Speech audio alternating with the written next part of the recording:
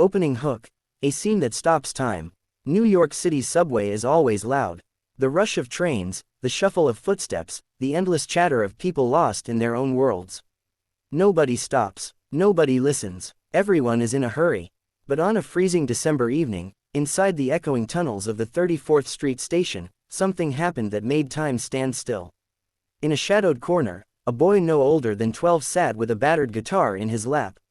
His clothes were torn, his shoes barely holding together, and his hair messy from days without care.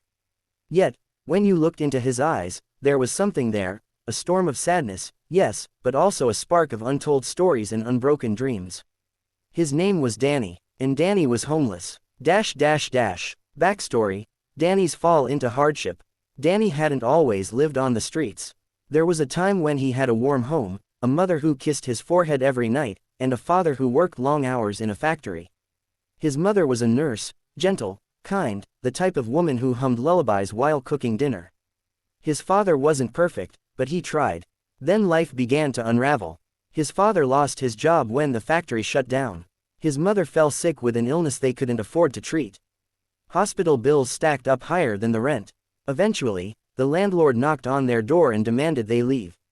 Danny watched as everything he knew slipped away, his toys, his bed, even the little garden outside their home. They moved into shelters, then from shelters to nowhere at all.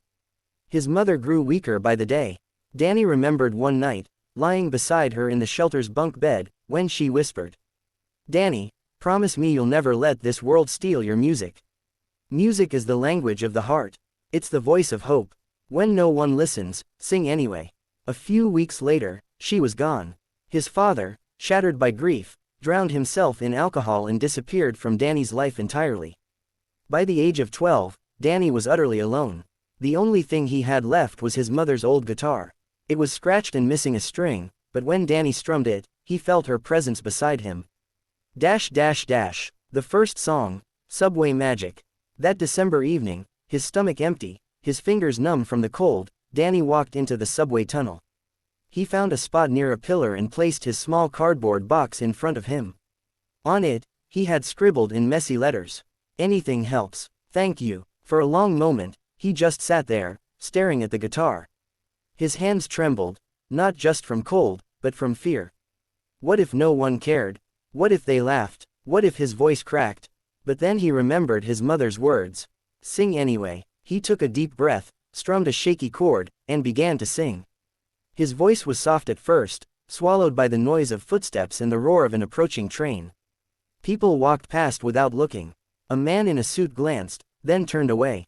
A woman with shopping bags didn't even notice. Danny closed his eyes, and this time, he sang with everything in him. The song he chose was Hotel California. It was his mother's favorite. The moment his voice rose above the noise, something shifted. It wasn't just a boy singing, it was pain, loss, and hope pouring out through the strings of an old guitar. His voice wasn't polished, it cracked, it trembled. But in that imperfection was something raw and unforgettable. One by one, footsteps began to slow. A young woman stopped, then an old man carrying groceries. Soon, a small circle of strangers formed around the boy, their faces softening, their phones slowly slipping into their pockets.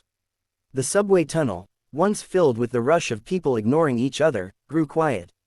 All you could hear was Danny. A crowd transformed. Danny kept singing, unaware of the tears forming in the eyes of the people around him. A businessman, who had never once dropped a coin into a busker's box, pulled out a $20 bill and placed it gently inside. A teenage boy filmed on his phone, whispering, "This is unreal." A mother with her little daughter knelt, holding the child close as they both listened. And then, the unexpected happened. An older man in a leather jacket, gruff, rough-looking, pushed his way to the front. He stood there, arms crossed, staring at Danny. The crowd fell silent, almost nervous. When Danny finished the chorus, the man suddenly shouted, "Do another." Danny hesitated, his hands shook, but the crowd began clapping, cheering him on. So he did. This time he sang, "Imagine," by John Lennon. And that's when people truly broke. Tears rolled down faces. A woman sobbed openly. Strangers, who moments before had been rushing through life, now stood united in silence, connected by the fragile, powerful voice of a homeless boy. The The emotional climax, a stranger's kindness. When Danny's song ended, the subway erupted in applause. For the first time in months, he smiled. Not the forced smile of someone trying to survive, but the real, radiant smile of a child who had been seen, heard, and loved. Then something extraordinary happened. A woman stepped forward. She was well dressed, carrying a violin case. She introduced herself. "My name's Clara. I'm a music teacher." She knelt beside Danny and said, "You have a gift. You can't waste this on the cold streets. Will you let me help you?" Danny's eyes widened. He nodded, unable to speak. Clara turned to the crowd and said, "This boy needs us. Tonight, let's change his life." People started dropping money into his box, not coins this time, but bills. 5s, 10s, 20s. Some even pulled out checks. In less than 20 minutes, the small box overflowed. But more than the money, what broke Danny's heart was when Clara put an arm around him and said, "You're not alone anymore." The resolution, a new beginning. News of Danny spread fast. The teenager who filmed him uploaded the video that night. By morning, it had millions of views. Headlines across the country read, "Homeless boy stuns subway crowd with voice of an angel." Offers poured in. Music schools offered him scholarships. A recording studio wanted to sponsor him. Clara took him into her own home temporarily, making sure he was safe, warm, and cared for. Danny wasn't just surviving anymore. He was living. He was dreaming again. Months later, he stood on a stage at a charity concert, guitar in hand, looking out at thousands of faces. As he began to sing, he saw Clara in the front row, tears streaming down her cheeks. And in that moment, he whispered to himself, "Mom, I kept my promise. I sang anyway." Closing, the heartfelt message. Danny's story isn't just about music.